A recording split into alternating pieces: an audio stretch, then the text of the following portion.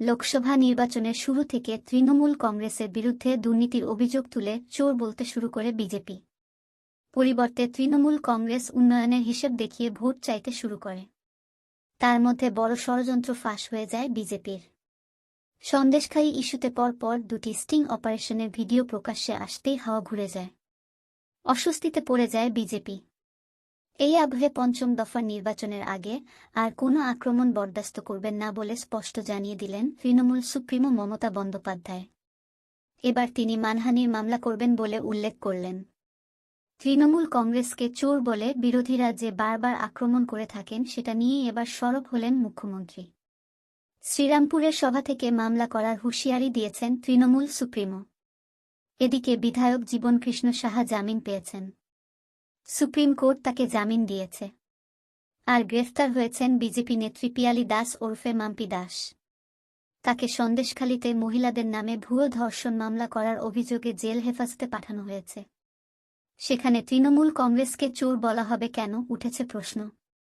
তাই শ্রীরামপুরে তৃণমূল কংগ্রেস প্রার্থী কল্যাণ বন্দ্যোপাধ্যায়ের সমর্থনে নির্বাচনী সভা থেকে মমতা বন্দ্যোপাধ্যায় বলেন, রোজ বলছে তৃণমূল চোর।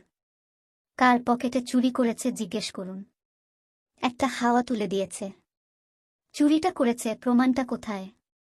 আমি যাচ্ছি মানহানির মামলা করতে। রোজ সংবাদ মাধ্যমে উল্টোপাল্টা বলা। আমি নিজে মামলা করতে যাচ্ছি। অন্যদিকে মুখ্যমন্ত্রীর এই মন্তব্য আসলে অল আউট খেলার শামিল। এখন তিনি বুঝে গিয়েছেন বিজেপি নোংরা রাজনীতি করা ছাড়া জেতা অসম্ভব নির্বাচনে। তাই বিজেপির সমস্ত ষড়যন্ত্র ছিন্ন করতে এবার আদালতে যাচ্ছেন মুখ্যমন্ত্রী। তার বক্তব্য, আমি এবার আর ছাড়ার পাত্রী নই। আমি ধরব, ভালো করে আঁটোসাঁটো করে ধরব। আমার নামে কোনো প্রমাণ নেই, তথ্য নেই। জীবনে একটা চা কারো কাছ থেকে খাইনি। আমাকে বলছে চোর, আমি তো কোর্টে যাচ্ছি, মানহানির মামলা করব। আমি এবার ছাড়বার পাত্রী নই। রোজ খবরের কাগজে মিথ্যে কথা বলছে। এছাড়া রাজ্যবাসীর জন্য নানা সামাজিক প্রকল্প এনেছেন তিনি। আর সরাসরি গরিব মানুষের হাতে টাকা তুলে দিয়েছেন। সেখানে তাকে কুৎসিত ভাষায় আক্রমণ এবং তার সরকারকে কালিমালিপ্ত করতে চাইছে বিজেপি। তাই মমতা বন্দ্যোপাধ্যায়ের কথায়, এটা আমাদের কর্তব্য।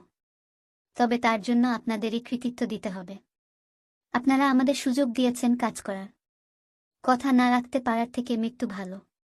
কল্যাণকে জেতাবেন, গলার জোর দেখেছেন তো?